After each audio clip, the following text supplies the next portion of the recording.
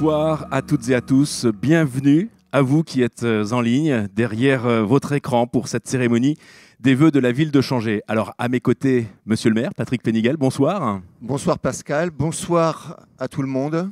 Alors nous sommes en direct de la salle des Ondines à Changé et comme l'an dernier, impossible de réunir la population. C'est vrai qu'avec cette crise sanitaire, les règles sont assez strictes et pourtant, monsieur le maire, c'est vrai que vous aimez aller à la rencontre des habitants, les rencontres, les contacts directs.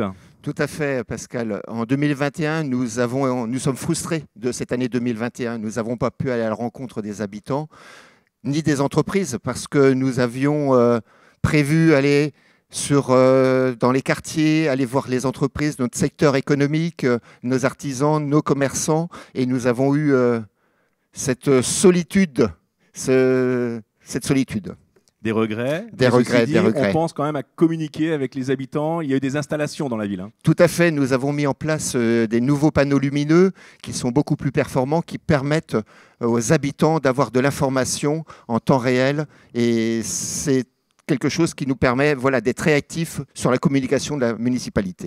Patrick Péniguel, commençons, si vous le voulez bien, par jeter un coup d'œil dans le rétroviseur. Le rétroviseur de cette année 2021 qui vient de s'achever. Alors bien sûr, l'année a été marquée par l'accueil du Tour de France. Tout à fait, l'accueil du Tour de France, c'est quelque chose qui a été important, c'est un beau souvenir c'est un événement historique. On n'aura pas une nouvelle fois cet événement sur Changé, je pense, une étape de contre-la-montre. Ça demandait des mois de travail et il y a eu cette merveilleuse journée du 30 juin qui fait que j'espère que tous les Changéens ont pu en profiter.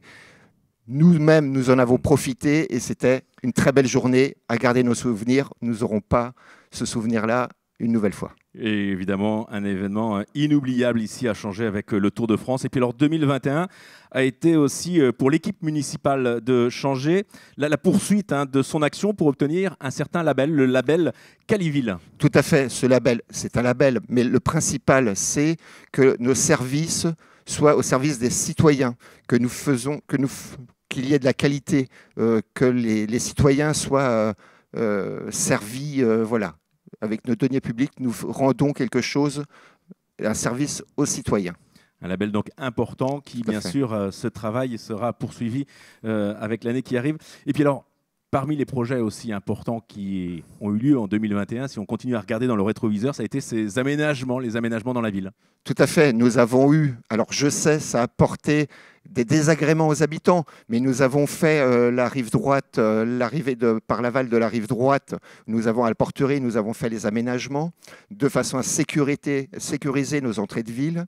Nous avons aussi fait la rue Constantin-Mattei de façon à sécuriser nos élèves, les élèves qui sortent des écoles ou du périscolaire. Nous avons fait ces aménagements en 2021.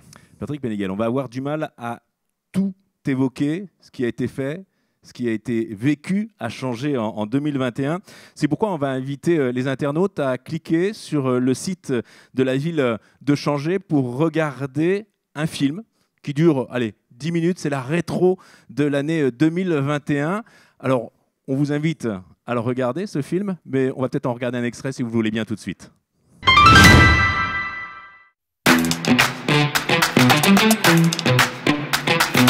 L'année 2021 à Changé a été une année d'aboutissement de nombreux projets.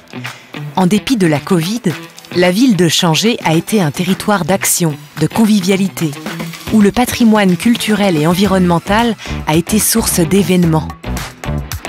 Tournée vers l'avenir, ville de partage, Changé a su s'adapter aux contraintes sanitaires et affirme son image où il fait bon vivre. Retour sur l'histoire 2021.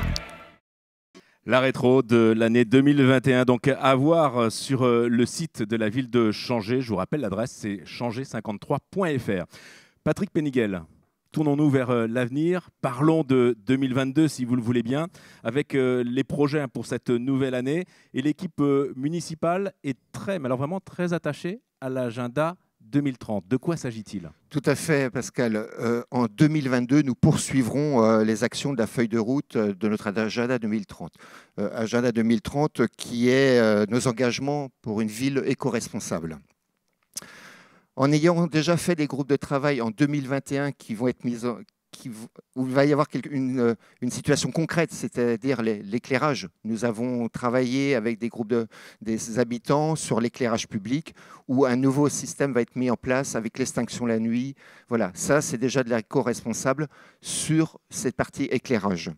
Et nous allons lancer aussi un groupe de travail d'ici quelques semaines sur un projet avec EcoCO2, qui est un projet MOBI, qui est la mobilité au niveau de la ville, la mobilité au niveau des élèves, et nous mettrons avec les parents, les élèves, les enseignants, des habitants de Changé, voir notre mobilité durable sur la commune. Et ça sera donc un travail avec les habitants alors? C'est un travail avec les habitants et avec les enfants et avec les parents d'élèves et les enseignants. Voilà, nous devons repenser notre mobilité, revoir notre mobilité.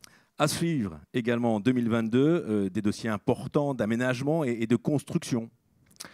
Oui, en 2021, nous avons organisé plusieurs réunions avec les enseignants, les parents d'élèves, des élus, les utilisateurs, nos agents communaux. Nous avons commencé à travailler sur le dossier du groupe scolaire du chemin vert, la réhabilitation, les travaux intérieurs du groupe scolaire du chemin vert. Alors nous allons lancer ce projet en février-mars, voilà, pour commencer cette réhabilitation de ce groupe scolaire qui demande une enveloppe budgétaire assez importante de 2 300 000 €. J'allais en effet vous parler de cette enveloppe qui est importante pour ce projet. Et puis, il y a aussi un espace sportif qui va être mis en place sur un quartier à Changé. Oui, alors, c'est la continuité. Nous avons déjà la Marelle, nous avons fait une extension de la Marelle. Le bâti est fait. Nous souhaitons aménager l'extérieur en créant un espace vert, une aire sportive qui sera utilisée par les enfants de la Marelle et les écoles dans ce site de la Marelle. Et nous allons en profiter pour revoir la liaison douce du centre-ville vers tout cet espace Marelle, bibliothèque, de façon à faire une belle liaison douce sécurisée. On constate, ça bouge à changer en ce qui concerne les aménagements, les constructions. On parle aussi de nouveaux lotissements. Oui, des nouveaux lotissements. Nous allons avoir le hameau du Colibri 1 et 2 qui se trouve pas tellement loin de la salle des Ondines au niveau de la Coudre, où nous allons avoir à peu près 87 parcelles. C'est même pas à peu près, c'est même sûr, c'est 87 parcelles pour de la construction. Il y a déjà des constructions qui ont commencé. Il y aura le golf, où il y aura 70 logements qui ne sont pas commencés, mais qui seront commercialisés en 2022. Nous allons aussi avoir un projet, c'est un projet privé qui se trouve en bas de la Fonterie, où il y aura à peu près 30 parcelles qui seront aussi commercialisées dans le premier semestre pour accueillir de nouveaux habitants sur Changé.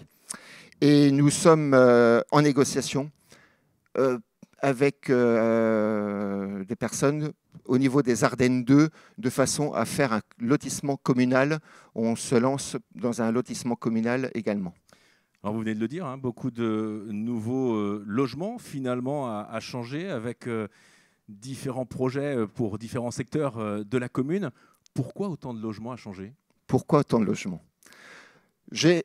Depuis le début du mandat et puis les précédents aussi, il y a un objectif, c'est de maintenir le même taux d'occupation des classes dans les écoles.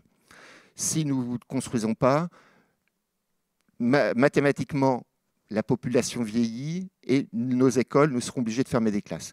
Il faut à peu près 70 logements par an, 70 constructions, de façon à maintenir le même taux d'occupation des classes. C'est-à-dire pas faire un effet yo-yo, fermeture de classe, ouverture de classe. C'est aussi une façon de maintenir le niveau des classes. C'est une réflexion donc pour l'avenir de la commune, on l'aura compris.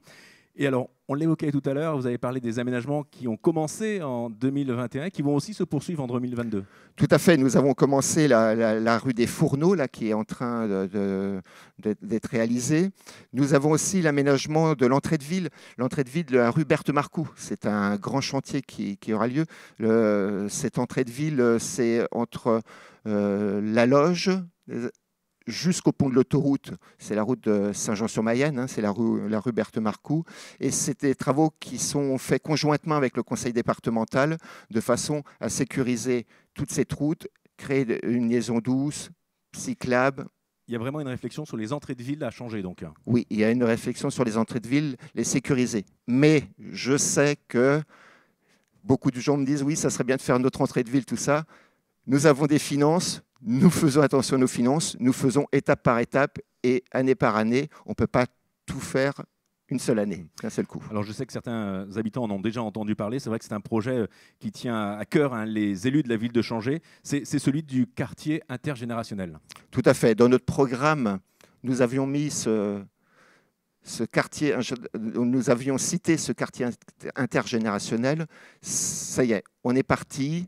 On a déjà consulté des personnes, des groupes de travail élus à l'heure actuelle sont faits. Nous avons ce quartier intergénérationnel qui est un objectif d'avoir des aînés, des jeunes, des salles communes, des services communs. Voilà, le quartier intergénérationnel qui se trouvera à côté des Charmilles, pas tellement loin. Voilà, c'est un lieu qui permettra d'avoir un lieu en centre-ville, quelque chose d'exceptionnel, parce que les gens pourront aller faire leurs courses tout autour. On est sur l'idée du vivre ensemble avec ce quartier international. Tout à fait. Le vivre ensemble, avoir des services, c'est sécurisé parce que les aînés ils savent qu'ils ont des services qui pourraient leur être offerts, ils auront des jeunes à côté d'eux. Ce sera multigénérationnel. Mais un projet qui va nécessiter des modifications et importantes. Et des modifications importantes qui seront le transfert des terrains de foot, parce que ce quartier intergénérationnel se situera où se trouvent les terrains de foot des Sablons à l'heure actuelle. J'aimerais qu'on revienne quand même sur cette crise sanitaire. C'est vrai que 2021 n'a pas été facile, je pense, entre autres aux artisans, aux commerçants, aux entreprises également de la commune.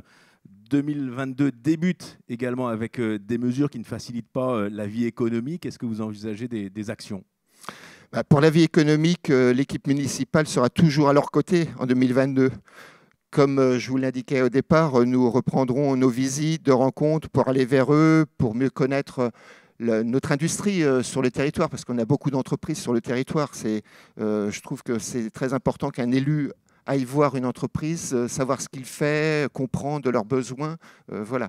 Que ce soit aussi au niveau des commerçants, voilà, les écouter. Et vous le disiez en début de cette rencontre, c'est vrai que c'est important d'aller vers les professionnels, les habitants, bien sûr, la population de la commune.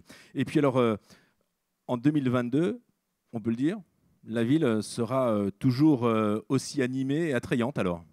Oui, c'est l'objectif et j'espère que ça pourra nous faire vivre, parce que la situation actuelle fait que nous ne vivons pas. Nous sommes contraints à pleine d'obligations, des contraintes. Voilà. Il y aura, comme les années précédentes, le jour de la nuit, la semaine du développement durable, le marché d'été. Il y aura aussi changer au jardin, automne-printemps, mais qui évolue. On a déjà vu cette année qu'il y avait des évolutions. On se calque sur l'actualité, sur les nouveaux thèmes. Cette année, on avait mis beaucoup plus sur la mobilité. On avait mis sur la gestion de déchets. Voilà, c'est l'objectif, c'est de garder nos animations, le socle, mais les thèmes à l'intérieur, on les fait évoluer suivant les besoins et suivant... Bien sûr, vous nous parliez tout à l'heure de l'agenda 2030 et c'est vrai que voilà. C'est la continuité, évidemment. Alors, ces événements dont vous nous parliez reposent aussi sur la vie associative, sportive, culturelle, mais également sur les services de la commune. Tout à fait. Le service sur le culturel, on est dans la salle des Ondines. On a une salle qui permet d'avoir une programmation. On a eu une programmation 2021-2022 très satisfaisante. On a eu un taux de spectateurs. On était presque, les jauges étaient à 100%. On a eu beaucoup de spectateurs. Nous continuerons à faire un programme éclectique sur 2022-2023 pour poursuivre, parce qu'on s'aperçoit que ça plaît aux habitants changéens, et je ne pense pas qu'aux changéens. Nous avons la chance d'avoir dans les communautés limitrophes aussi des habitants qui viennent voir nos spectacles. Voilà, poursuite de ce programme éclectique de façon à offrir du beau spectacle à nos habitants. Alors, je sais que c'est une question désagréable pour de nombreux élus, mais je vous la pose quand même. Patrick Péniguel, vous êtes le maire de Changé. Comment se portent les finances de la ville? Alors, nous avons en début de mandat établi un PPI, un projet pluriannuel d'investissement, qui est basé sur 18 millions d'euros. Cette année, en 2021, nous avons fait en investissement 3 millions d'euros. Eh bien, en 2022, nous nous serons engagés sur environ 3,5-4 millions d'euros. C'est la poursuite. Nous avons les possibilités d'investissement. Ça fait travailler les entreprises, ça apporte des services supplémentaires aux habitants, de la sécurisation, comme je disais tout à l'heure, sur les entrées de ville. Voilà, nous continuons notre programme d'investissement, nous avons notre feuille de route, notre PPI, et nous faisons notre PPI. Patrick Péniguel, avant de se séparer, je précise aux internautes que ce direct sera en ligne pour être regardé à nouveau sur le site de la mairie. Ce sera en place à partir de demain, que vous pourrez également retrouver sur le site de la mairie et sur la chaîne YouTube la rétro 2021 réalisée par Prisma. Alors j'en profite évidemment pour vous adresser à vous, monsieur le maire, mais également à tous vos concitoyens, une très belle année 2022. Merci à tous pour votre présence derrière cet écran. Merci à Pascal pour l'animation de notre cérémonie des vœux et aux techniciens des Ondines et de chez Prisma et au service communication de la municipalité. Voilà un programme bien chargé pour 2022 que nous venons de vous présenter. Et je remercie mon équipe d'adjoints et tout le conseil municipal pour leur investissement, leur attachement à notre commune et à la réalisation de nos objectifs. Un grand merci aussi au personnel communal à qui nous demandons implication et créativité pour proposer toujours un meilleur service à la population pour un moindre coût. Au nom du conseil municipal, tous nos vœux se tournent naturellement vers vous. Que cette nouvelle année 2022 vous soit heureuse, prometteuse, faite d'épanouissements familiaux, personnels et professionnels. Qu'elle soit synonyme d'une meilleure vie, surtout pour nos concitoyens qui sont dans la souffrance, la peine et les difficultés. Bonne année à tous.